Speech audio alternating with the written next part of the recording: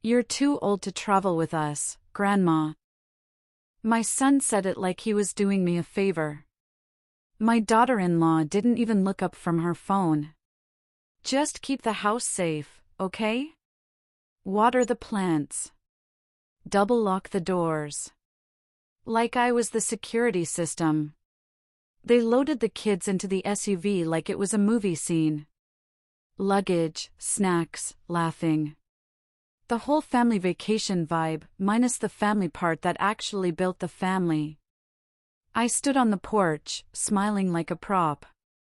They drove off. And the second their car disappeared, my smile dropped so fast my face felt sore. I went inside. Quiet house. Quiet air. A picture of my late husband on the mantel smiling at me like he already knew what I was thinking. That night I slept like garbage. Next morning, I opened the mailbox. And there it was. A travel agency envelope. Sealed. My name wasn't on it, but my address was. I ripped it open right there on the porch like I was 17 again and mad at the world. For plane tickets to Athens. 2 adults. 2 kids. Departure in 3 days.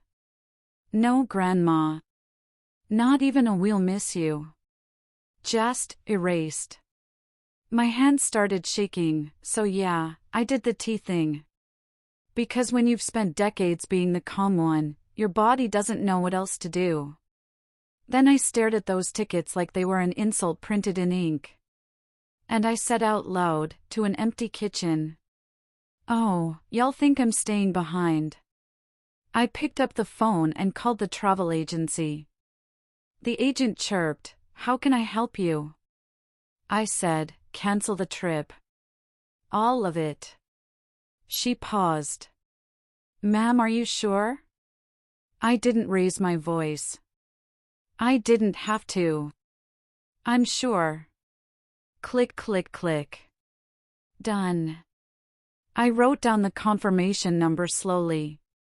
Like a judge signing a sentence. Then I opened a drawer I hadn't touched in months. My passport. Valid. I checked my savings account. I didn't need permission from anyone. I didn't need a babysitter. I didn't need approval. I needed one thing. A spine. I booked a flight to Athens. 1 seat. Aisle. Under my name. Then I texted my neighbor. "Carol, can you water my plants for a week?" She replied, "Girl, where you going?" I smiled. Somewhere I was told I couldn't. That night I packed light. Comfy shoes. 1 good scarf. Lipstick I hadn't worn in years. And before I went to bed, I left 1 note on the kitchen table. "Don't worry. I'm not lost. I'm just not waiting anymore." They thought this story ended with me staying home, but they didn't know I'd already hit the button that would blow up their entire trip. Athens smelled like heat, espresso, and freedom. I checked into a small hotel. Nothing fancy, clean, quiet. No one calling me Grandma like that was my whole personality. First thing I did? I put on lipstick, just a little. Not for a man, not for attention. It was for me. I walked the city like I belonged there, because here's the truth, half of power is acting like you're allowed to take up space. I sat at a cafe, ordered something I couldn't pronounce, and watched tourists rush around like life was a checklist. Then my phone buzzed. 1 call, then 2, then 5. I didn't answer. I already knew what happened. Because I didn't just cancel their trip. I canceled the one thing they were counting on.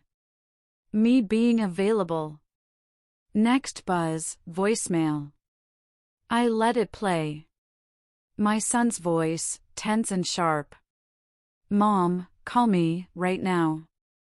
We're at the airport, the tickets aren't working. I laughed, like a real laugh. Not because I wanted them to suffer. Because for once, their convenience had consequences. A minute later, my daughter-in-law. She texted, "What did you do?" Then another, "This is not funny." Then another, "The kids are crying." I stared at the phone like it was a toddler throwing a tantrum. Then I typed one sentence. "I'm not your backup plan." And I didn't send it. Not yet. Because the real power move? That night, in my hotel room, I stood at the window looking down at the city lights. I wasn't sightseeing, I was reclaiming. Next morning at breakfast, a woman about my age sat near me. Silver hair, sharp eyes, attitude like a weapon.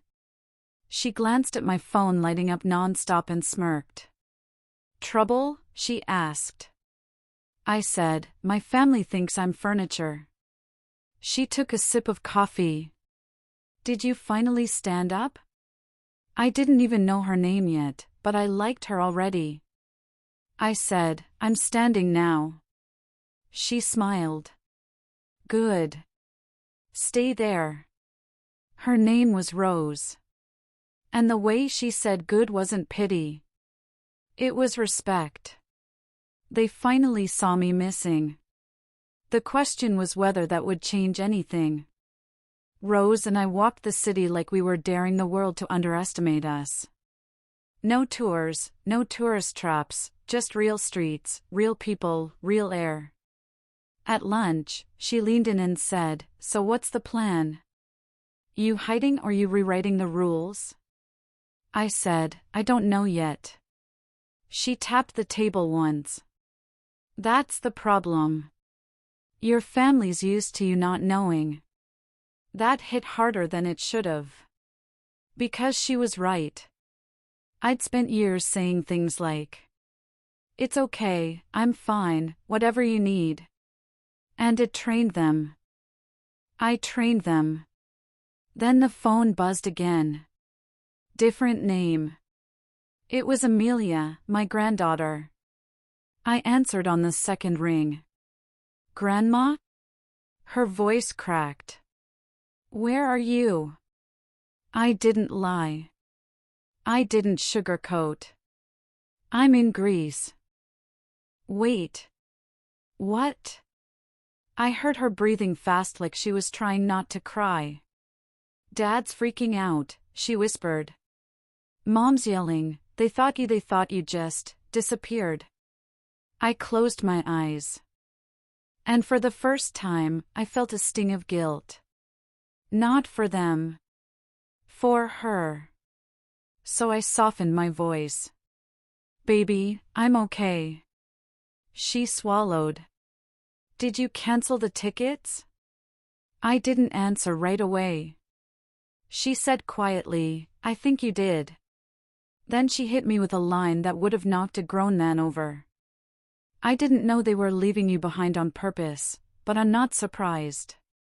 Oof. That wasn't drama.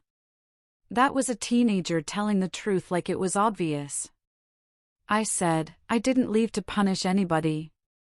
Amelia whispered, "Then why'd you leave?" I looked at the city outside my window, sunlight on stone, people living like they weren't waiting to be invited. And I said, "Because I got tired of being invisible." She went quiet. Then she said, so small it nearly broke me, "I see you, Grandma." I stood there in my hotel room holding the phone like it was the only real thing left. Rose watched me from the doorway. When I hung up, she didn't ask details. She just said, "That kid's the only one who gets it, huh?" I nodded. Rose leaned close and said, "Then you give the kid something to remember." What? A moment. That night, Rose dragged me to a small bar with music spilling into the street. "Dance," she said. I laughed, "Girl, my knees." She cut me off. "Your knees will survive." Your spirit won't if you keep making excuses. So I stepped onto the floor. And I danced. Not cute, not perfect, but real. And Rose snapped a photo. Me laughing, hair messy, scarf loose, alive. I thought dancing was just fun, until Amelia texted me 2 minutes later with a message that made my stomach drop. Amelia's text came in while I was still breathing hard from dancing. Grandma. Dad just found out the trip was cancelled because you cancelled it. I stopped. Rose saw my face change. What? I said, it's about to get ugly. Then the phone rang again. It was my son. I answered. Mom, he snapped, did you cancel our vacation? I didn't flinch. I cancelled those tickets, yes. You ruined everything, he said, voice shaking with anger. Do you understand what you did to the kids? I let that sit. Then I said the calmest, sharpest line I've said in years. You understand what you did to me? He tried to pivot. We were trying to make it easier. I cut in. No. You were trying to make it easier for you. He exhaled hard like he was holding back a rant. You could have just talked to us, he said. I laughed once. Short. Bitter. Talked? I've been talking for 10 years. You just didn't hear me because I was too convenient. He started to speak again. I didn't let him. This is how it's going to work now, I said. I love you. But I'm not your helper anymore. I'm not the person you park at home like a spare tire. Mom. No, I said. Listen. You don't get to erase me and call it comfort. He went quiet. And that's when my daughter-in-law grabbed the phone in the background. Helen, she said tight, fake calm, you're being dramatic. Rose mouthed, oh hell no. I smiled slightly. Dramatic? I repeated. You left me out of a family vacation and told me to watch the house. She said, it wasn't like that. I said, then say it out loud. Say, we chose to leave you behind. Go on. Because truth is loud when you force it into daylight. I didn't scream. I didn't curse. I didn't need to. I just ended it with the line that hits like a door locking. When I come home, it'll be as a person. Not a role. Then I hung up. Rose stared at me for a second, then raised her glass. Finally, she said. My phone buzzed again. Not my son. It was Amelia. She sent a photo. The one Rose took of me dancing. And Amelia wrote, I've never seen you look like that. Don't let them steal that face from you again. 2 days later, I flew home. Not because I was defeated. Because I was done running from my own life. My house smelled the same, the plants were alive. Carol did her job. I made tea anyway, but this time, it wasn't to calm down. It was to celebrate. 10 minutes later, the doorbell rang. I already knew. Amelia walked in first, like she owned the place. She hugged me so hard I almost lost my breath. Grandma, she whispered, I'm proud of you. And behind her, my son. My daughter-in-law. Standing on my porch like they were waiting to be judged. My son's face looked different, not angry now but scared. Because he finally realized something. You can't put someone in the background for years, then expect them to pop back into place on command. He stepped inside like the floor might collapse. Mom, he said quietly, I held up a hand. No speeches, I said. Sit. They sat. The silence in my kitchen was so thick you could have cut it with a butter knife. My daughter-in-law tried first. We didn't mean to. I tilted my head. Finish it. She swallowed. We didn't mean to hurt you. I nodded, but you did. My son stared at the table. I got used to you always being there, he admitted. I leaned forward. And I got used to being treated like I don't matter. Amelia didn't look away from either of them. That's the part you don't get, she said. She didn't disappear to punish you, she disappeared because you trained her to disappear. My son's eyes watered. He whispered, I'm sorry. I looked at him for a long beat. Then I stood, poured 3 cups of tea, and slid one toward him. Sorry is a start, I said, but it's not a reset. He nodded. My daughter-in-law's voice shook. So, what do we do? I said, clear as glass. You learn the new rules. They waited.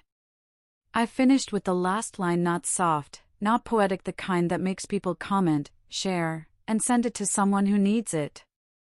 The next time you tell me to just watch the house, I won't be here. Because I'm not too old, I'm just done being invisible.